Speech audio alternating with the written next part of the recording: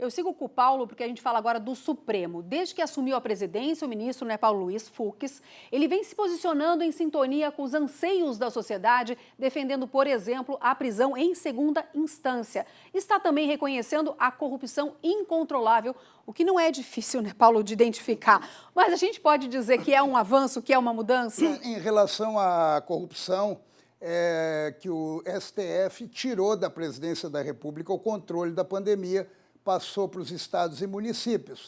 O presidente do STF se deu conta que isso, de repente, pode ter sido um erro. Por quê? Porque a corrupção aumentou.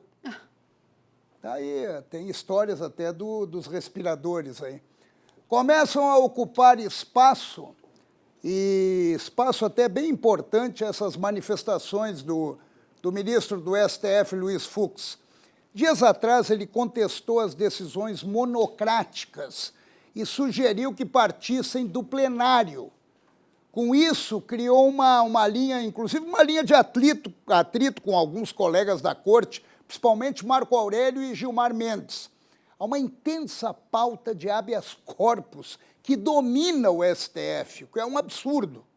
O ministro Fux vem se posicionando completamente ao inverso do que a Suprema Corte se comportou nos últimos tempos. E não foi só em relação às decisões monocráticas, não, que em parte, como eu já disse, que em parte isso aí é um absurdo, pois depois de decididas em colegiado, elas acabam sendo invertidas pela caneta de um ministro, apenas um ministro.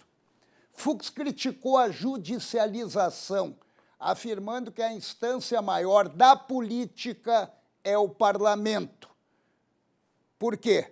Porque perdem lá no parlamento e correm para o STF para reverter, frisando que o STF passou a ser o caminho dos derrotados para a inversão dessas perdas. Mas o que marcou numa das falas do ministro Fux foi a prisão em segunda instância. Para ele não se justifica uma pessoa investigada, denunciada e condenada em primeira instância e, posteriormente, em segunda instância, onde não há mais juízo de apelação, não podendo reverter materialidade e autoria, não dá nem para rever isso, não ser mantida em prisão. A pessoa que está condenada em duas instâncias. Enquanto isso, o Congresso continua empurrando com a barriga a votação sobre a prisão em segunda instância, alimentando ainda mais a impunidade e protegendo quem? O crime e o criminoso.